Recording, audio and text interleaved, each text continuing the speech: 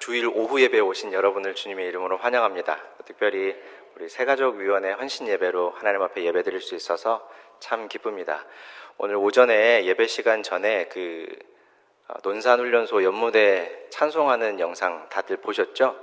네, 오후 예배 때 아까 우리 새생명 찬양단에서 주 예수 사랑 이 찬양 부르는데 부럽지 않더라고요. 오늘 우리가 읽은 이 본문은 소위 탕자의 비유라고 알려져 있는 본문이죠. 탕자의 비유라는 제목에서 알 수 있듯이 방탕한 아들에 대한 이야기라고 우리가 접근할 수도 있겠지만, 성경이 설명하는 대상이 누구인지 또 무엇을 말하는 책인지를 우리가 생각하면서 본문을 살펴보면 탕자의 비유라고 하기보다 탕부의 비유다라고 읽는 것이 훨씬 더 잘 어울리는 표현인 것 같아요. 탕부라는 말은 지금은 고인이 되셨지만 미국의 리드머 장로교회의 팀 켈러 목사님이 썼던 표현인데요. 탕자는 아버지께 받은 유산을 탕진했다, 허랑방탕한 일에, 쓸모없는 일에 허비했다라는 의미의 말이죠. 그렇다면 탕자라는 것은 성경을 읽었을 때 충분히 맞는 말 같은데 왜 그의 아버지에게 탕부라는 말을 썼을까? 본문을 통해서 살펴보고, 오늘 우리 특별히 새가족위원회 헌신 예배인데 새가족 위원들을 비롯한 우리가 얻는 영적인 교훈이 무엇인가를 발견할 수 있었으면 좋겠습니다. 한 아버지가 있었습니다. 그에게는 두 아들이 있었죠. 그 중에 둘째가 어느 날 아버지를 찾아와서 이런 얘기를 합니다. 아버지의 재산 중에 저에게 물려주실 몫을 좀 미리 주시면 안 되겠습니까? 아들이 이런 말을 한다라고 하면 보통 부모는 어떤 생각이 들까요? 우리 아들이 그럴듯한 사업 아이템이 떠올랐나 보구나. 어차피 나 죽으면은 다 아들한테 물려줘야 되는데 조금 미리 준다고 해서 나쁠 건 없겠지. 아들이 사업을 잘해서 더 많이 벌 수도 있을 테니까 얼른 줘야 되겠다 라는 생각이 드실까요? 아니면 이런 고얀 놈 보게 내가 이렇게 두 눈을 시퍼렇게 뜨고 있는데 어떻게 저런 말을 건방지게 아버지한테 하지? 라는 생각을 하실까요? 이것도 아니라면 첫 번째라고 생각하지만 두 번째는 좀 너무 심하게 얘기한 거 아닌가. 아버지께 유산을 좀 미리 달라고 했기로서니 아버지가 두 눈을 시퍼렇게 뜨고 있는데 그렇게까지 또 얘기를 해야 되나. 이런 생각을 하실지 몰라요. 아마 문화의 차이인 것 같아요. 유대인들은 보통 아버지의 유산을 나눌 때 큰아들에게는 다른 형제들의 두 몫을 주었습니다. 이 경우를 예로 들자면 아버지의 유산을 3등분해서 작은 아들에게는 3분의 1을 주고 큰아들에게는 3분의 2를 주는 것이 율법에 근거한 유대인들의 유산 분배법이었죠. 그래서 둘째 아들이 요구한 것이 아버지 재산의 3분의 1이지만 그가 돌아왔을 때 아버지가 잔치를 열고 그에게 한 일을 보면 아버지가 아주 큰 부자였다라는 것을 알 수가 있습니다. 또 아들이 요구한 금액도 적지 않은 금액이었으리라 예상하죠. 그런데 가장 중요한 점은 어디까지나 이런 유산 상속은 아버지가 돌아가신 후에 하는 거예요. 만약에 유대 사회에서 아버지가 살아계셨을 때 아직 살아계시는데 유산을 달라고 아버지에게 가서 아들이 요청했다라고 하면 단지 유산 좀 주십시오 정도가 아니라 아버지 돌아가시면 어차피 나한테 물려줄 유산인데 좀 미리 주세요. 죽을 때 가져가는 거 아니지 않습니까? 이런 식의 말로 들었다라는 것이죠. 굉장히 아버지에 대한 예의도 없이 아주 폐륜적인 자식의 행동이다라고 여겨졌을 거라는 거예요. 당시 유대 사회의 문화가 그랬습니다. 그리고 신명기 21장 18절부터 21절 말씀을 보면 그런 폐륜아들은 가차 없이 돌로 쳐 죽여라 이렇게 말이 쓰여 있어요. 자, 그런데 둘째 아들의 폐륜에 가까운 이 무례함에 아버지는 어떤 대응을 하는지 말씀을 한번 보겠습니다. 12절 말씀 같이 읽습니다. 시작. 그 둘째가 아버지에게 말하되 아버지여 재산 중에서 내게 돌아올 분깃을 내게 주소서 하는지라.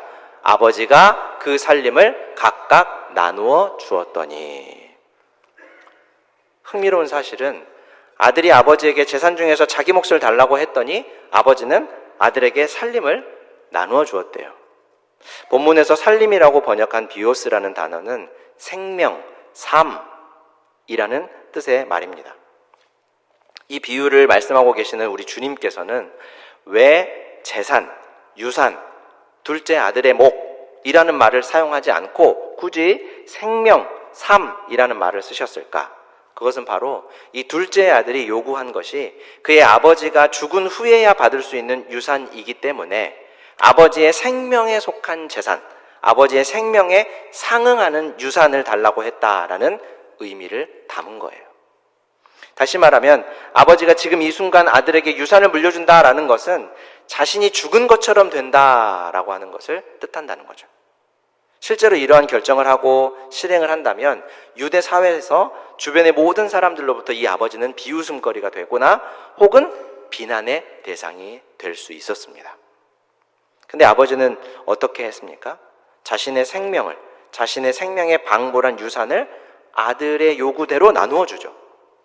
그러면 아들은 아버지의 생명과 방불한 그 유산을 받아서 어떤 일을 했습니까?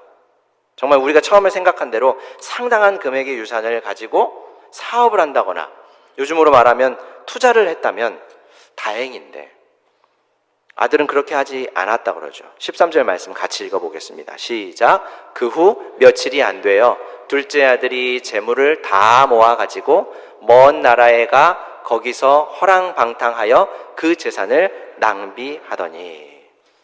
애초에 둘째 아들은 뭔가 건전한 생각이나 건설적인 계획을 전혀 가지고 있지 않았습니다. 그가 유산을 받아서 채 며칠이 되지 않아 재산을 다 가지고 어디로 갔다고 해요? 먼 나라로 갔다라고 하죠. 먼 나라라는 거는 세계 여행을 떠났다 뭐 그런 얘기가 아닙니다. 허랑방탕하게 재산을 쓸 수 있는 나라, 아버지의 간섭과 잔소리, 영향력이 미치지 않는 곳에 갔다라는 얘기예요. 내 마음대로 할 수 있는 곳으로 떠나버렸다라는 말입니다. 여러분, 이것이 죄인인 우리가 하나님을 떠나게 되는 동기예요.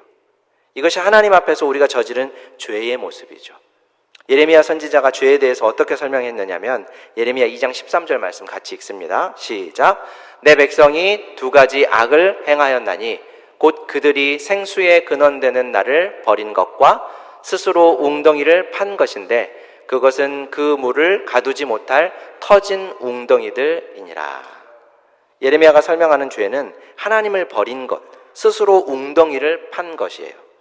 하나님을 버리고 스스로 하나님 노릇하는 것, 이것이 성경이 우리에게 말하는 죄죠. 하나님 없이도 잘 살 것처럼 큰 소리치고 하나님 없이 살려고 발버둥치고 하나님으로부터 숨고 피해 다니면서 내가 나에게 하나님의 역할을 하는 삶, 성경이 말하는 죄입니다. 그 죄의 결과는 어떻습니까? 즐겁고 행복하고 자유로운 삶을 영위할 수 있었을까요? 14절부터 16절 말씀을 한번 읽겠습니다. 시작. 다 없앤 후 그 나라에 크게 흉년이 들어 그가 비로소 궁핍한지라.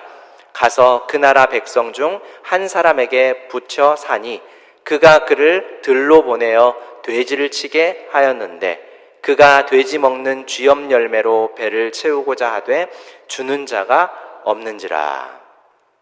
일단 아버지 곁에 있던 둘째 아들은 어땠습니까? 아주 풍족하게 살았었죠. 그리고 그가 아버지를 떠날 때는 상당한 재산을 받아서 떠났습니다. 그런데 지금 그가 어떻게 됐다고 해요? 궁핍해졌다 그러죠. 생수의 근원이신 하나님 아버지 곁에 있던 이들은 풍족합니다. 끝도 없이 솟아나는 생수를 하나님으로부터 공급받아서 마실 수 있죠. 그런데 그가 생수의 근원을 떠났을 때, 그리고 스스로 웅덩이를 파서 자신에게 생수를 공급하지만 밑이 빠진 독이어서 아무도 그 독을 채울 수가 없다라는 거예요. 궁핍해진다라는 거죠. 그런 그의 상황이 얼마나 처절했는지 15절과 16절에서 이렇게 말씀합니다. 가서 그 나라 백성 중 하나 사람에게 붙여 사니 그가 그를 들로 보내어 돼지를 치게 하였는데 그가 돼지 먹는 쥐염 열매로 배를 채우고자 하되 주는 자가 없었는지라. 돼지는 율법에 의거해서 부정한 동물로 취급됐기 때문에 유대인들은 돼지를 먹지도 않고 심지어 기르지도 않았습니다.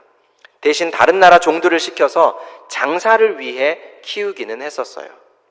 유대인들은 절대로 먹지도 않고 접촉하지도 않는 동물이 돼지였습니다. 부정해질까 봐요. 그런데 이 아들은 돼지를 치는 일을 할 수밖에 없었대요.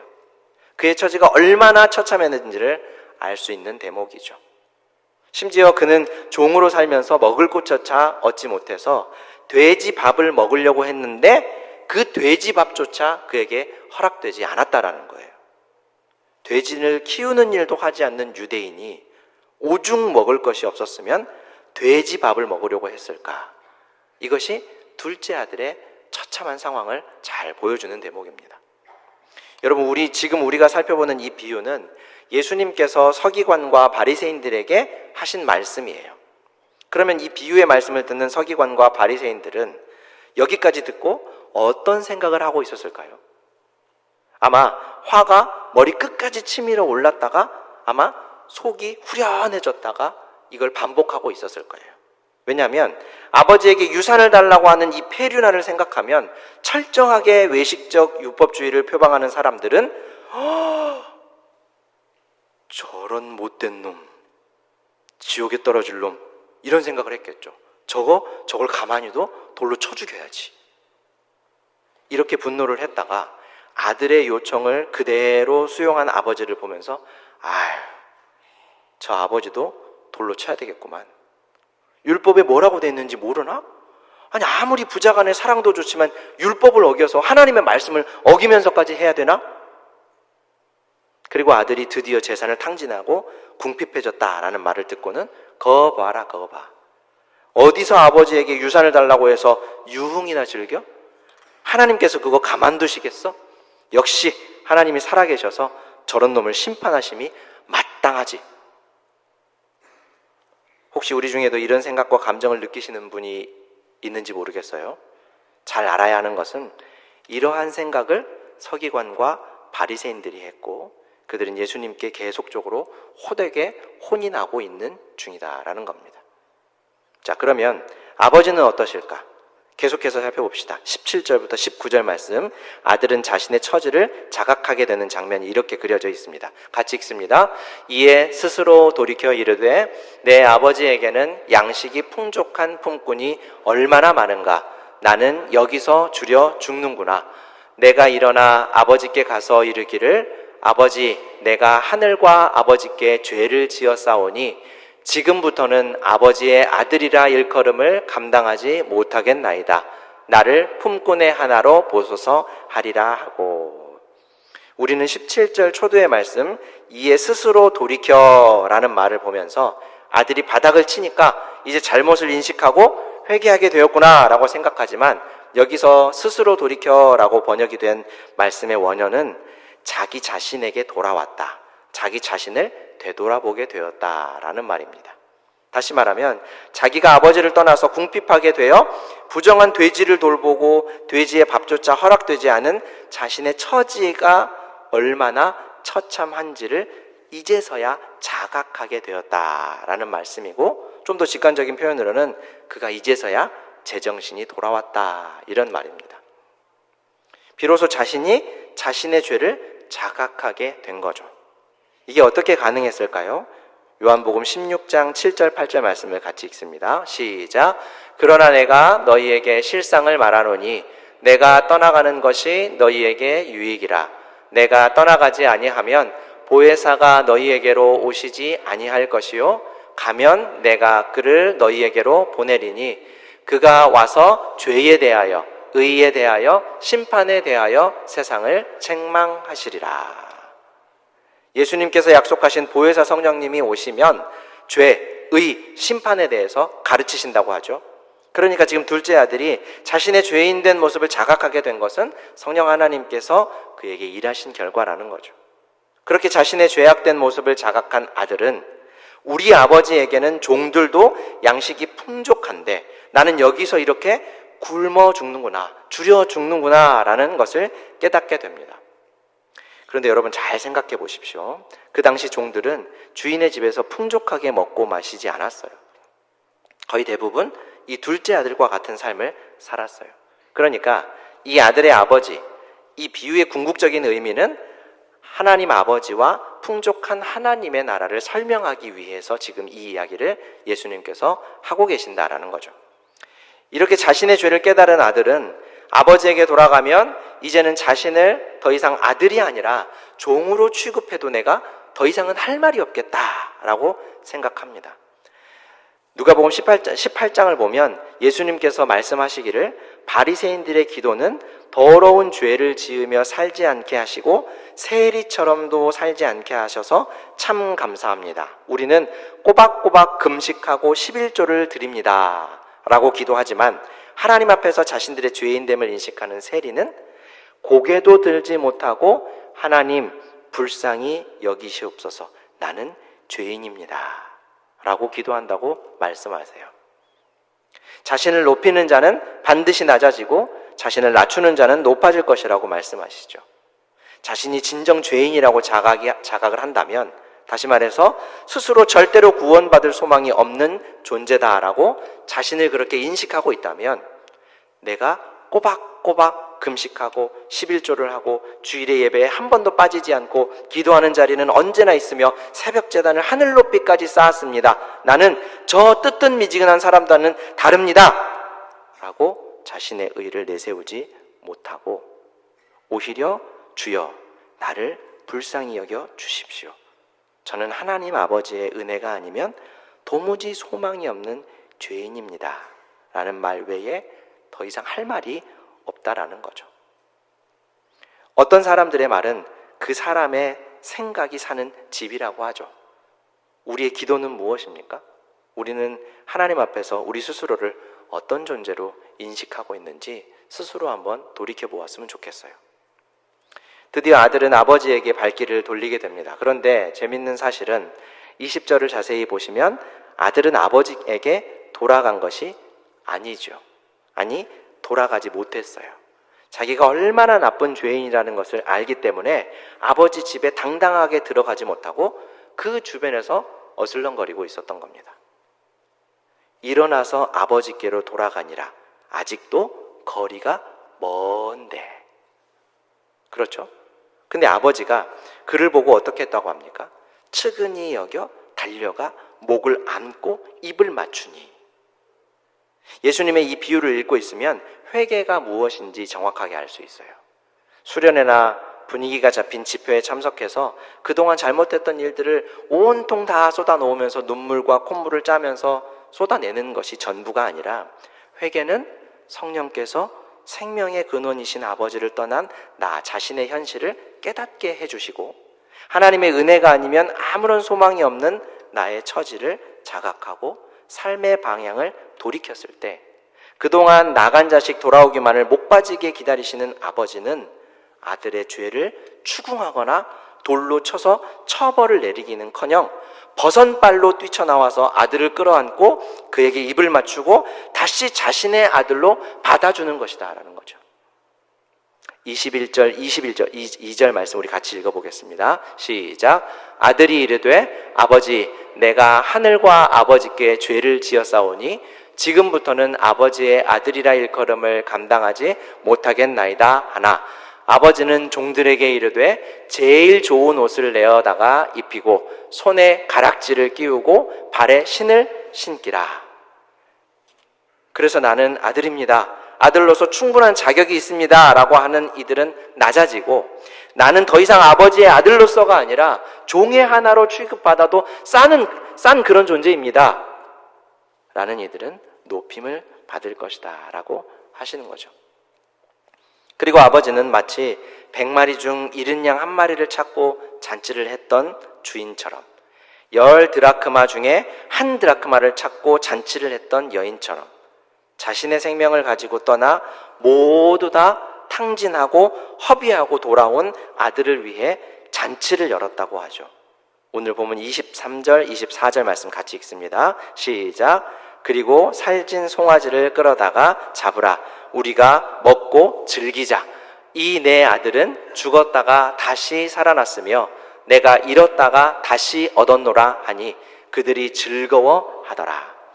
설교 초두에 탕자의 비유가 아니라 탕부의 비유라고 했던 이유가 여기 있습니다.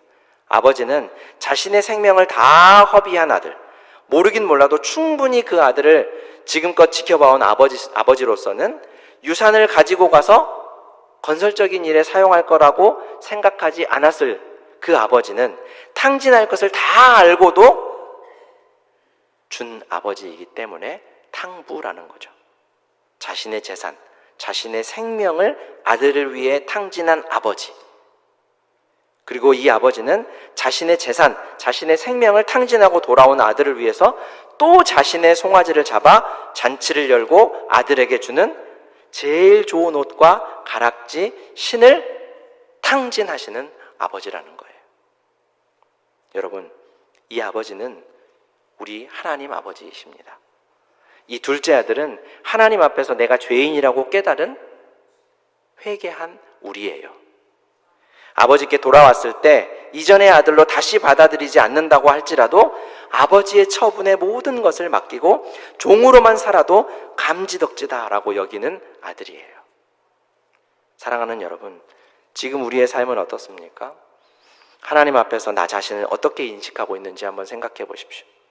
우리의 일상이 주의 잔치에 초청되어 들어가는 것보다 소중하다고 여기고 있는 것은 아닌지, 나를 즐겁게 하는 일이 주인을 즐겁게 하는 일보다 중요하게 여겨지고 있진 않은지, 성령께서 둘째 아들에게 역사하신 것처럼 우리 안에서도 역사하시기를 바랍니다. 그래서 하나님의 은혜만을 구하는 자리까지 낮아지기를 원해요.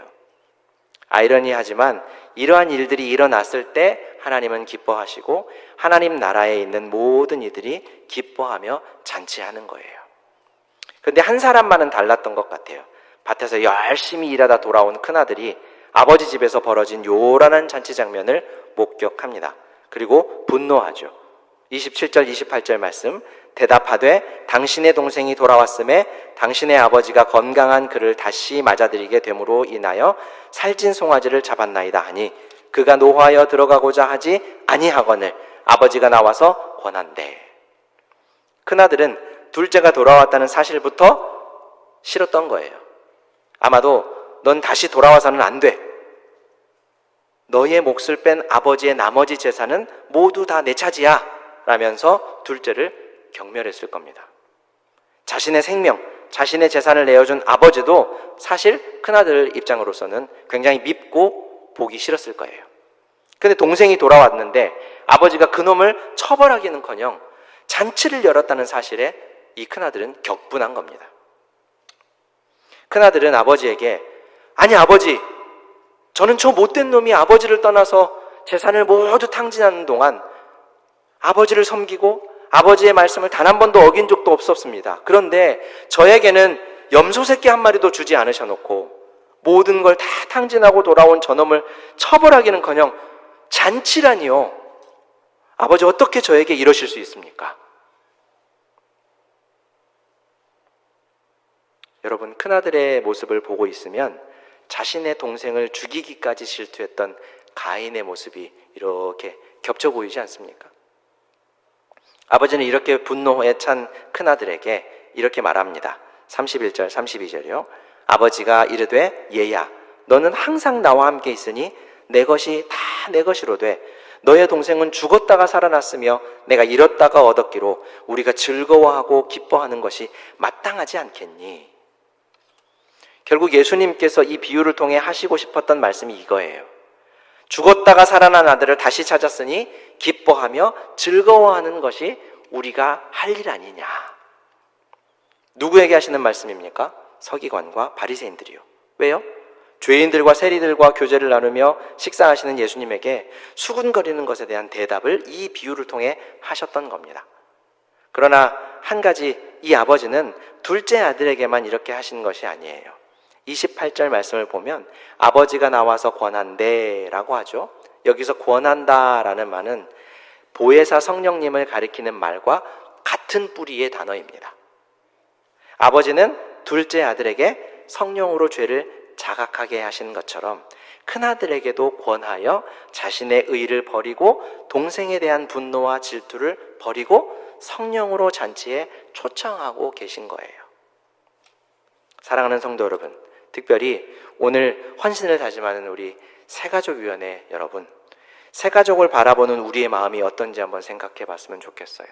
오늘 설교 제목을 제가 보고 달려가 껴안고 라고 해보았어요. 자신의 잘못을 인지한 아들이 집으로 돌아오고 싶지만 자기의 죄 때문에 쭈뼛거리면서 들어오지 못할 때 자신의 생명, 유산을 내어주고 내어준 모든 것을 탕진하고 돌아온 그 괘씸한 아들을 보면서도 아버지는 묻지도 따지지도 않고 그를 보고 주저하지 않고 달려가 그를 껴안고 입맞추며 환영했다는 거예요. 새가족을 향한 우리의 태도, 새가족위원회 여러분들의 태도가 이랬으면 좋겠어요. 바울은 우리를 그리스도의 향기다, 그리스도의 편지다라고 했습니다. 예수님에게서 어떤 물리적인 냄새가 난다는 말이 아니에요. 친서를 가지고 있다는 말이 아닙니다. 예수님께서 행하신 것과 같이라는 표현을 이렇게 한 거예요. 우리들의 모습을 통해 그리스도가 어떤 분인지를 세상이 알게 된다는 표현이죠. 그렇다면 우리 교회에 오신 새가족들이 그리스도이신 예수님에 대해 알 수 있고 느낄 수 있는 것은 다름이 아니라 곧 우리의 표정, 우리가 그들을 대하는 우리의 태도, 우리가 그들에게 말하는 친절한 말투 하나라는 거죠. 하나님 아버지께서 우리를 보시고 달려와 껴안고 입맞추며 품에 안아 구원해 주신 것처럼 우리가 받은 대로 새가족들에게 대해 줍시다. 어색하거나 염치가 없다고 생각해서 쭈뼛거리는 새가족들에게 거리낌 없이 주저함 없이 다가가서 먼저 손 잡아주고 환대해 주므로 하나님 아버지의 사랑을 느낄 수 있도록 사랑으로 새가족을 맞이하고 품을 수 있는 우리 새가족위원회와 우리 모두가 되시기를 주님의 이름으로 축원합니다. 사랑과 은혜가 풍성하신 하나님 우리 아버지, 오늘도 아침부터 우리를 은혜의 보좌 앞으로 인도하여 주시고 주의 은혜 알게 하시니 참 감사합니다. 하나님 없이 사는 삶을 즐기고 당연히 여기며 살던 우리를 붙드사 영원전에 계획하신 대로 죄된 삶을 자각하게 하시고 아버지께로 이끌어 구원하신 은혜에 감사합니다. 우리 주님께서 우리를 귀히 보시고 사랑으로 보살펴 주시며 거룩한 하나님의 백성으로 삼아 길러주신 은혜에 감사하여 우리도 우리에게 맡겨진 사명에 힘을 다하기 원합니다. 주께서 먼저 부르신 우리에게 주의 귀한 영혼들을 보내주실 때에 주님의 눈으로 저들을 귀히 바라보고 주님 주신 사랑의 마음으로 환대하고 환영할 수 있게 하옵소서. 그래서 우리를 통해 주님 앞에 나온 주님 나라 백성들이 하나님의 은혜와 사랑을 풍성히 경험할 수 있게 하여 주옵소서. 특별히 이 일에 헌신을 다짐하는 새가족위원회 위원들을 우리 하나님 기억하여 주셔서 영혼을 사랑하시는 하나님 아버지의 마음을 풍성히 부어 주옵소서. 예수님의 이름으로 기도합니다.